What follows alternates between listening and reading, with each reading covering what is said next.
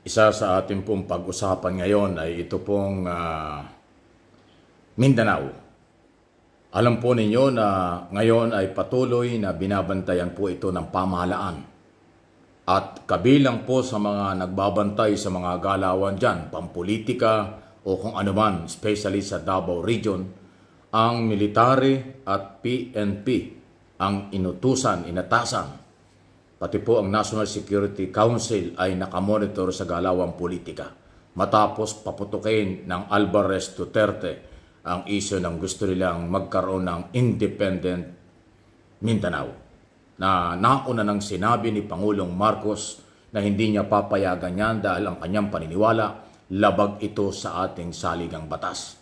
Kahit na sinasabi pa ng mga taga Davao Region na lalo na yung Alvarez na hindi daw ito labag sa batas. So binabantayan yan, at yung issue ho tungkol naman sa mga Duterte sa usapin po ng kanilang mga galaw, especially sa mga banat sa gobyerno.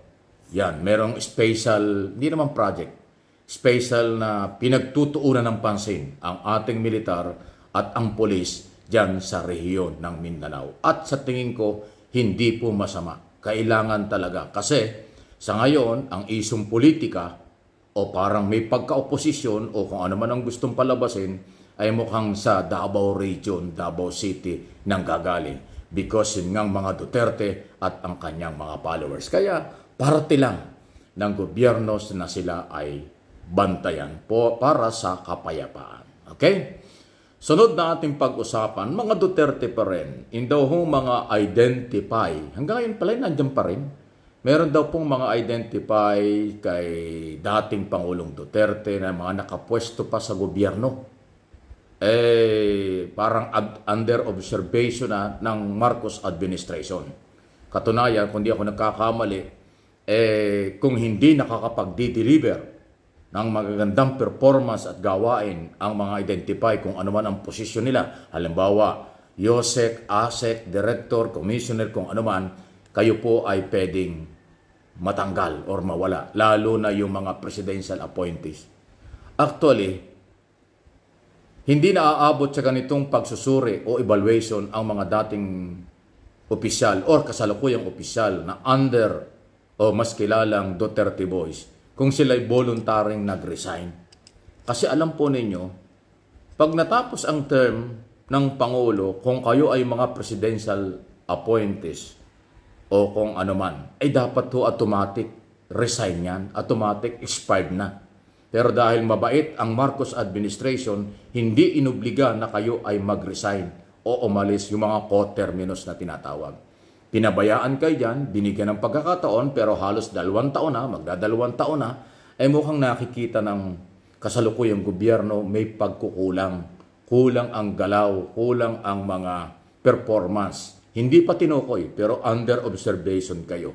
Kung sino yan, alam nyo kung sino kayo na posibleng matanggal or mag-resign voluntary. Pero kung talagang wala kayong ang loyalty kay Pangulong Marcos at ang loyalty nyo ay nasa mga Duterte, aba, delikadesa, dapat resign na or umalis na kaysa sa matanggal pa. Okay? Any comment, reaction? Kasi until now, meron po pong ganyan. Sunod na ating pag-usapan itong kay Senator Amy Marcos. Saan ka na ngayon, Amy? Hindi na babango sa mga Duterte ka dahil hindi naman ho talaga katanggap-tanggap ang iyong mga paglapit doon. Parang hindi talaga kontento, lalo si Mayor Baste. Dahil nga sa iyong mga drama daw sa media, hindi nila matanggap yan.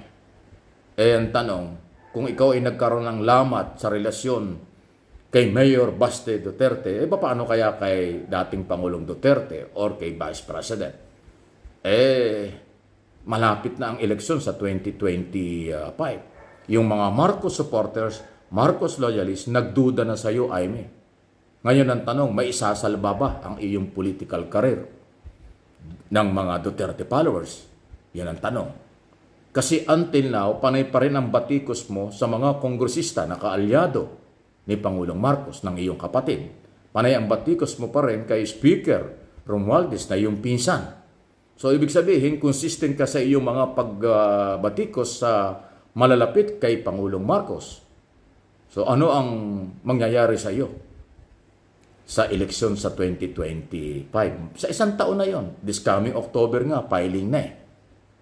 Baka mapag-iwanan ka dahil ang galaw mo ay hindi naman ho talaga pwedeng panghawakan ng mga Marcos supporters at followers. Hindi rin pwedeng panghawakan ng mga Duterte followers dahil ikaw nga ay pinagsabihan na ng batang Duterte na si Mayor Baste na huwag mong gamitin sila at itigil mo raw yung mga drama-drama mo. Naloko na. Saan? Ano ang inyong masasabi diyan sa galaw nung Amy Marcos? Kasi until now, doon sa mga hearing sa Kongreso, sa Senado, gigil na gigil siya sa mga congressman na di umani nagsulong ng People's Initiative.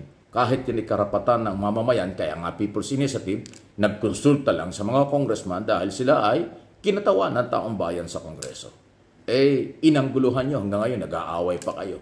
Ayan ang mga nangyayari. Sunod na pag-usapan natin ay itong grabe talaga itong China. Hindi talaga makamove on at patuloy tayong minamaliit. Ang feeling nitong China, tayo probinsya lang nila na hindi naman pwedeng mangyari kahit kailan. Akala nyo yung exclusive na karapatan ng Department of National Defense ng ating military na mag-deploy ng pwersa dyan sa may Batanes Island na pag-aari ng Pilipinas yan. Kino-question nila. Nababahala daw sila sa deployment ng militar ng Pilipinas sa Bataan. Bataan tuloy. Batanes. Amin yan eh. Praning na talaga itong China. Lahat pinakikialaman. Kaya mabuti nilang pinaninindigan ni General Browner, Chief of Staff, at ni Secretary Gibo Teodoro na wala kayong pakialam sa aming deployment. Wala kayong pakialam kung kami magdagdag ng militar sa teritoryo ng bansang Pilipinas. Tama naman yun. So talaga ibang klase itong China.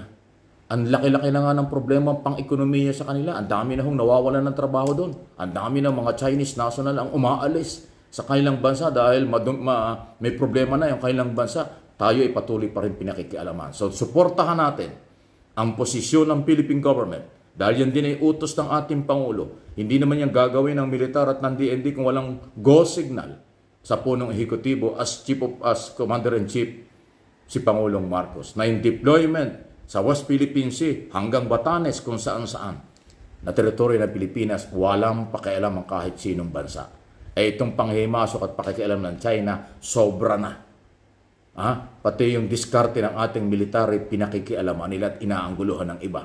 Praning din ito katulad ng mga pro-Chinese or pro-China na mga followers ng mga tahimik at walang prinsipyo at walang paninindigan sa West Philippine Sea. Kung sino yon, alam mo na yon.